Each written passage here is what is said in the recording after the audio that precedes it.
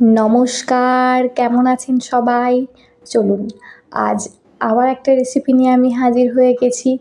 আজ বানিয়েছিলাম ডাঁটার ঝোল। হ্যাঁ, শীতটা প্রায় যাবো, তাই এবার ডাঁটার ঝোলটা বেশ লাগে। আর শীতের সবজিগুলো অত ভালো লাগে না, তাই আজকে বানিয়ে ফেললাম ডাঁটার ঝোল। প্রথমে ডাঁটাগুলো আগে থেকে ভেজে রেখেছি, তারপর কড়াইতে গরম তেলে 5 ফোড়ন, তেজপাতা ফোড়নে দিয়ে পেঁয়াজগুলো দিয়ে দিয়েছি। পেঁয়াজগুলো কিছুক্ষণ ভাজার পর তাতে আলুগুলোও দিয়ে দিয়েছি।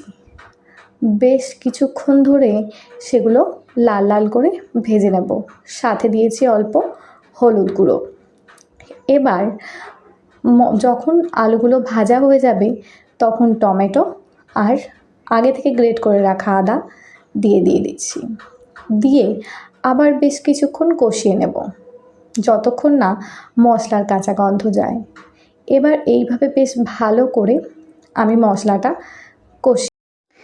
কষিয়ে নিয়ে তাতে জল দিয়ে দিলাম। জল দেওয়ার পর তাতে যে আগে থেকে ভেজে রাখা ডাঁটাগুলো সেগুলোও দিয়ে দিয়েছি। নুন দিলাম কিছুটা। দেখো, আমার তরকারি প্রায় রেডি, দেখেই বোঝা যাচ্ছে। বেশ টেস্ট হয়েছিল, যেহেতু পরে আমি ভয়েস ওভারটা করছি তাই বললাম। সামান্য নামানোর আগে জিরে গুঁড়ো আর ধনে গুঁড়ো দিয়েছিলাম। রেডি আমার ডাঁটা আলুর ঝোল। আর বানিয়েছিলাম টমেটো চাটনি। বেশ ভালো করে গরম তেলে 5 ফোড়ন আর শুকনো লঙ্কা দিয়ে টমেটোগুলো বেশ ভালো করে ভেজে নিয়েছি। তার সাথে ভাজার সময় আমি অল্প আদা গ্রেট করে দিয়েছিলাম। দেওয়ার পর টমেটোগুলো আবার বেশ কিছুক্ষণ কষিয়ে নিয়েছিলাম বলতে ভেজে নিয়েছিলাম।